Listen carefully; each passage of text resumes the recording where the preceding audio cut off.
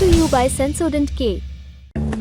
बस पैक नहीं है। SLS पैराफिन और दूध का करंट भी कौन? तो लाइफ का करंट ऑन? कुछ भी। तो ट्राई करके देख ले। Sensodent K toothpaste for sensitive teeth. Manish Sisodia बनाम प्रवर्तन निदेशालय और मनीष सिसोदिया बनाम केंद्रीय अन्वेषण ब्यूरो, दोनों की अपनी अपनी याचिका संख्या लिखी हुई आपको दिख रही होगी।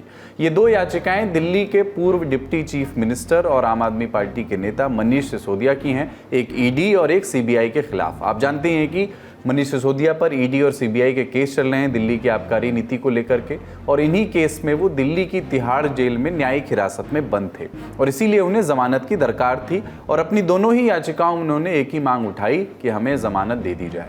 सुप्रीम कोर्ट की जस्टिस BR गवई और जस्टिस KV विश्वनाथन की बेंच ने इन याचिकाओं को सुना। 6 अगस्त 2024 को सुनवाई खत्म हुई और फैसला आया आज।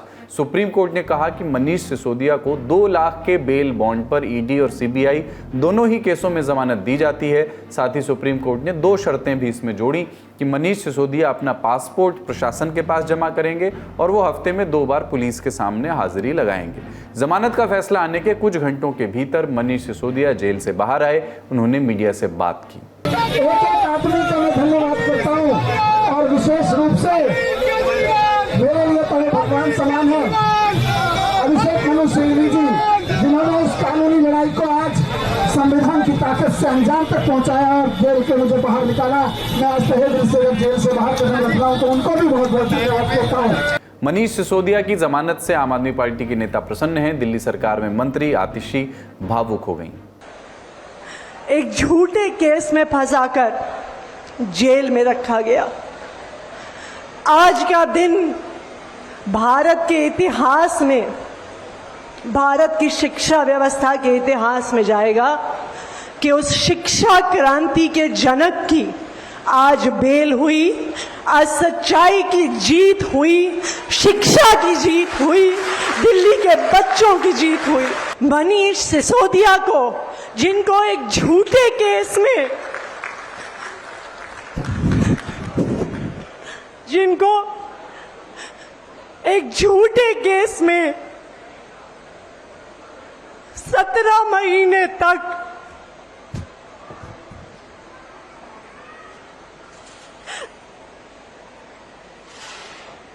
पार्टी से नाराज चल रही हैं आप राज्यसभा सांसद स्वाति मालीवाल ने भी खुशी जाहिर की। खुशी है कि मनीष सिसोदिया जी को बेल मिली है और मैं अब आशा करती हूँ कि दिल्ली सरकार को वो लीड करेंगे और अच्छे से काम करेंगे। इंडिया ब्लॉक और भाजपा नेताओं की प्रतिक्रियाएं भी सुन लीजिए। मैं उम्मीद है कि सबको न्याय मिलेगा और खासकर आप पार्टी के जितने नेता जेल में हैं, अरविंद केजरीवाल, उन्हें भी न्याय मिलेगा। मालूम है कि हमारे सिस्टम में यही नियम था, बेल नॉट जेल। तभी 2 साल के बाद एक कदम मेरे ख्याल में अच्छी बात है, लेकिन इससे भी पहले होना चाहिए था। जब 17 महीने कैद में हो जाते हैं तो बेल मिलना बहुत स्वाभाविक बात है। इसका अर्थ कतई ही नहीं है कि वो अपराध मुक्त हैं। जमानत एक कुछ समय की राहत है जहां आप जेल से अलग रह के बाहर अपने घर में रह सकते हैं। केस चल रहा है, केस इतना गंभीर है कि 17 महीने तक यही माननीय कोर्ट ही तो सुन रही थी, उनको बेल लायक नहीं समझा। कौन लोग हैं जो इसको जीत मना रहे हैं? उनको एक बार थोड़ी तो शर्म आनी चाहिए। शराब नीति घोटाले में मनीष सिसोदिया को बेल मिली है और किसी भी अपराधी को बेल मिलना वो अपराध मुक्त होना नहीं होता है। जांच अभी चल रही है, साक्ष्य कोर्ट के सामने आएंगे। अरविंद केजरीवाल हो, मनीष सिसोदिया हो या बाकी लोग हो, इन सब ने शराब नीति घोटाले में कमीशन खाई है, दलाली खाई है और ये फैसला जनता की अदालत में सबके सामने होगा। अब जानते हैं कि जमानत के ग्राउंड्स क्या थे। इसे जानने के लिए पहले समझते हैं कि मामला क्या है। हमने आपको पहले ही बताया कि दिल्ली के कथित शराब घोटाले के मामले में ईडी और सीबीआई दोनों ने सिसोदिया के खिलाफ केस दर्ज किया है। पहले ईडी का केस संक्षेप में जान लेते हैं। ये केस पैसे के गैर कानूनी लेन देन से जुड़ा हुआ है।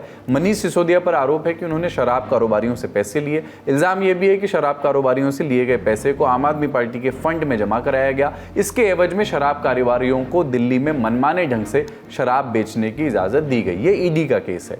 सीबीआई का केस क्या है? यह केस रिश्वत लेने, आपराधिक साजिश रचने और सबूतों को नष्ट करने से जुड़ा है। सिसोदिया ने जवाब नहीं दिया कि जारी होने से पहले ही आबकारी नीति की कॉपी कारोबारियों तक कैसे पहुंची। सिसोदिया ने इस केस के दूसरे आरोपियों के साथ अपने संबंध पर भी कोई जवाब नहीं दिया और सिसोदिया जांच में सहयोग नहीं कर रहे हैं। ये आरोप हैं एजेंसियों के। अब अदालत का फैसला समझते हैं और पहले जानते हैं कि याचिकाकर्ता मनीष सिसोदिया के वकीलों के तर्क क्या रहे। मनीष सिसोदिया के खिलाफ कोई सबूत नहीं मिले, ये उनके वकीलों ने कहा। मनीष के खिलाफ ना कोई बयान है, ना ही उनके साथ कोई व्हाट्सएप चैट्स मिलती हैं। हवाला संचालकों के साथ उनकी संलिप्तता के सबूत भी कहीं नहीं मिलते हैं। अगर उन्हें इस मामले में सजा भी हो जाती है तो उसका आधा यानी 1.5 साल का समय वो पहले ही जेल में बिता चुके हैं। हर बार नई तारीख दी जाती है, लेकिन मनीष सिसोदिया के केस की सुनवाई ही शुरू नहीं हुई है। अब समझते हैं कि ईडी और सीबीआई के वकीलों ने अपनी क्या दलीलें, क्या तर्क रखे। उन्होंने कहा कि हमारे केस की सुनवाई शुरू हो चुकी होती अगर मनीष सिसोदिया ने बार बार ट्रायल कोर्ट में अपील ना लगाई होती। सुनवाई में देर सिसोदिया के कारण हुई है, एजेंसी के कारण नहीं, ये एजेंसियों के वकीलों ने कहा। वो नहीं चाहते हैं कि केस को उसकी मेरिट के हिसाब से सुना जाए, वो यानी मनीष सिसोदिया, इसलिए वो सुनवाई में देर करवाते हैं। अगर सिसोदिया को बाहर निकाला गया तो वो सबूतों के साथ खिलवाड़ कर सकते हैं और गवाहों को प्रभावित कर सकते हैं। अब आज जमानत देते हुए अदालत ने कुछ गौरतलब बातें कही, जैसे मुकदमे की तेजी से सुनवाई यानी स्पीडी ट्रायल किसी भी आरोपी का अधिकार है और सिसोदिया को उनके स्पीडी ट्रायल के अधिकार से वंचित किया गया है। हमने हाल के मुकदमों में भी देखा है कि अगर कोर्ट, सरकार या जांच एजेंसी स्पीडी ट्रायल के अधिकार का संरक्षण नहीं कर सकती तो जमानत का बस ये कहकर विरोध नहीं किया जा सकता कि अपराध संगीन किस्म का है।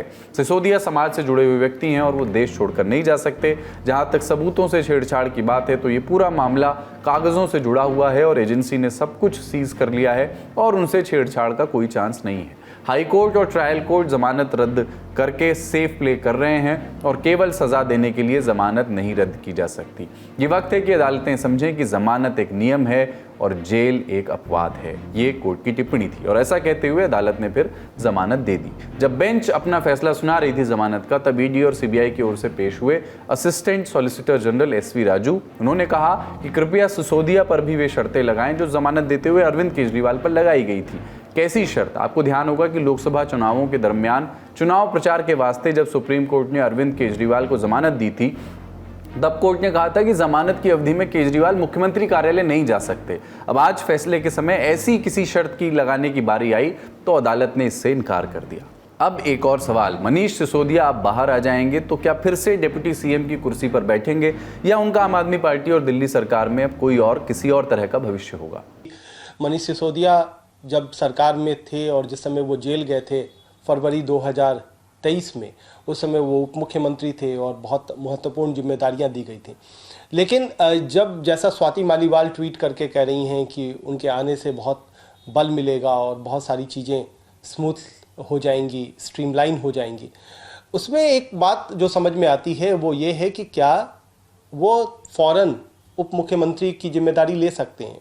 उसमें एक जो पेंच जो सबसे बड़ा दिखाई पड़ता है वो पेंच ये दिखाई पड़ रहा है कि कभी भी जो मंत्रालय है उसके गठन की जिम्मेदारी मुख्यमंत्री की होती है और मुख्यमंत्री ही किसी के नाम की सिफारिश करता है तभी उसको मंत्री पद की शपथ दिलाई जाती है। दिल्ली में थोड़ा मामले में अंतर है। दिल्ली में जो फाइल है वो सिर्फ उपराज्यपाल तक नहीं जाती है बल्कि वो राष्ट्रपति तक जाती है। कोई भी मंत्री शपथ लेगा उसकी अनुशंसा जब तक राष्ट्रपति नहीं करेंगे तब तक वो शपथ नहीं ले सकता है। तो पहले मुख्यमंत्री फाइल की शुरुआत करता है, फिर वो उपराज्यपाल के पास जाता है, उपराज्यपाल फिर उसे राष्ट्रपति के पास भेजता है, राष्ट्रपति से फिर लौट करके उपराज्यपाल और तब जाकर के शपथ ग्रहण होता है। तो एक तो ऐसे ही वक्त लगता है कि मंत्रियों के नाम तय होने के बाद भी शपथ ग्रहण में काफ़ी वक्त लगता है, यानी सीधे सीधे शपथ ग्रहण नहीं हो सकता कि आज कोई बाहर आया और कल शपथ ग्रहण हो जाए, ऐसा दिल्ली में नहीं हो सकता। उसके लिए राष्ट्रपति की मंजूरी जरूरी होती है और कम से कम उसमें 1 हफ्ते का वक्त लगता है। दूसरी परेशानी जो है वो ये है कि इस समय अरविंद केजरीवाल जेल के अंदर बंद है। जेल के अंदर बंद होने की वजह से वो कोई फाइल साइन नहीं कर रहे हैं, वो कोई दस्तखत नहीं कर रहे हैं, तो अनुशंसा की फाइल वो भेज ही नहीं सकते।